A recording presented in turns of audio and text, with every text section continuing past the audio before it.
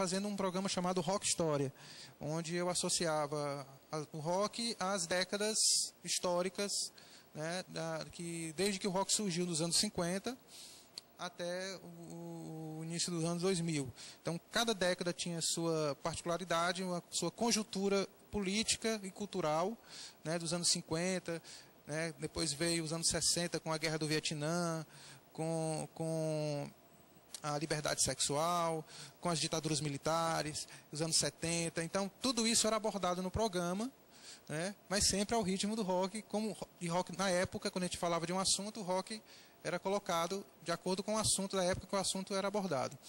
E assim tinha a agenda também das bandas locais. Eu comecei a partir daí a receber uma série de CDs de bandas de rock de Fortaleza. E aí eu levava as bandas para o programa, entrevistava. E isso foi enriquecendo a produção do programa. E aí eu senti a necessidade de ter que ir até onde essas bandas estavam, nas suas apresentações, entrevistá-los, também para poder garantir o espaço nessas bandas no programa, já que era, né, o intuito também era cultural, então a gente tinha que fazer esse intercâmbio.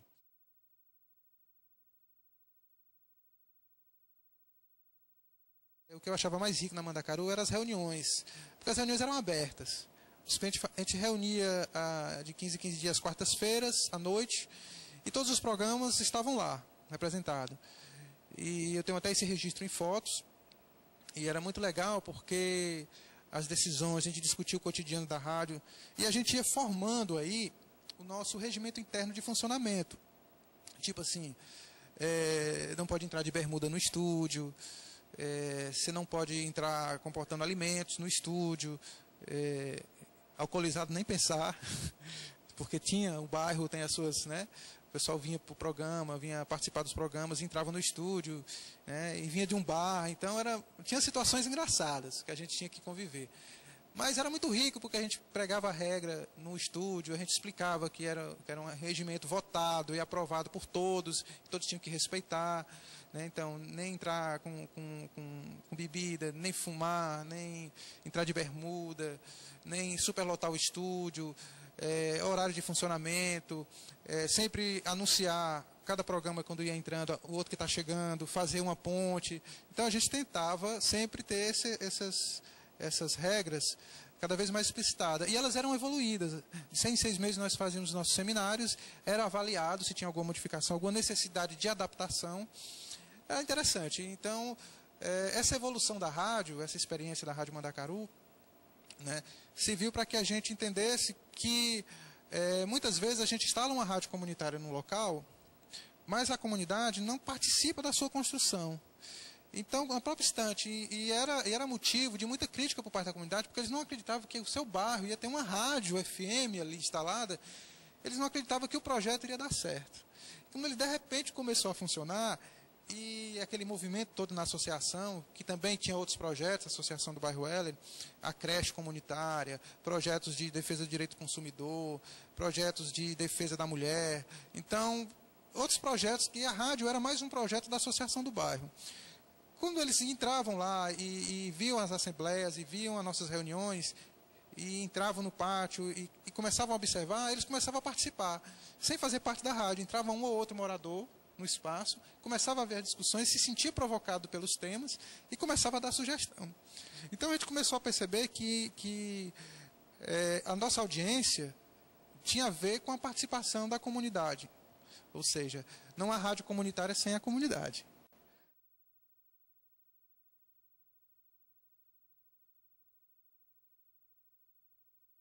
O que define o caráter comunitário? O fato de você participar da comunidade.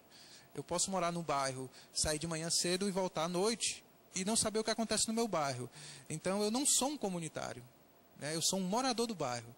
Então, a partir daí, desse conceito na prática de que comunitário é a participação, né, inserida da sua população do bairro, vivendo na comunidade e o que ela existe, né, do que ela tem, né, participando, sugerindo, indo para as reuniões da associação, ou participando de um evento ou outro que a associação promove. Então, sentindo isso na prática, a gente pôde avançar mais nas discussões sobre a questão da democratização da comunicação, que é o eixo maior né, por que fazer rádio comunitária? Porque a gente acha legal rádio, porque a gente quer aparecer, porque a gente quer ficar famoso. Foi compreendendo, assim, na prática, que fazer rádio comunitária é mais do que exercer a profissão de radialista, de locutor. É atingir um objetivo de melhoria social para a comunidade, ou seja, reivindicar, mobilizar, informar, educar, e, a partir daí, democratizar toda a informação que é passada por vários setores, desde a área da saúde, a área da educação, mas também as questões políticas. Entender, né, se tornar-se um cidadão, dos seus direitos, das suas conquistas, o que você, né, precisa ficar sabendo para que você possa buscar, ir atrás, reivindicar e tal.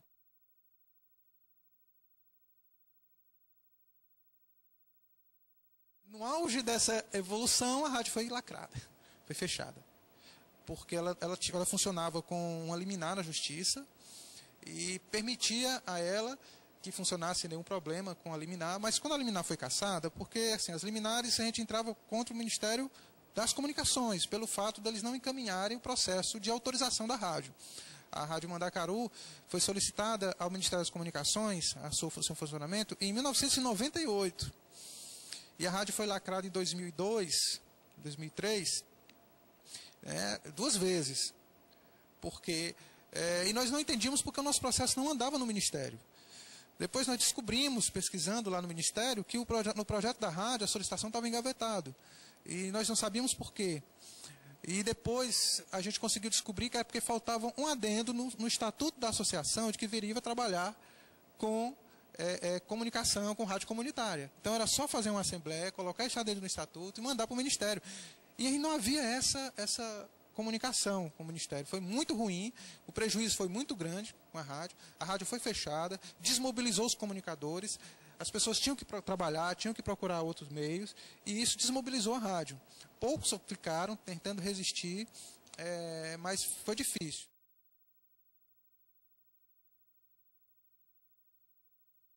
Eu hoje continuo trabalhando com comunicação popular, com comunicação comunitária.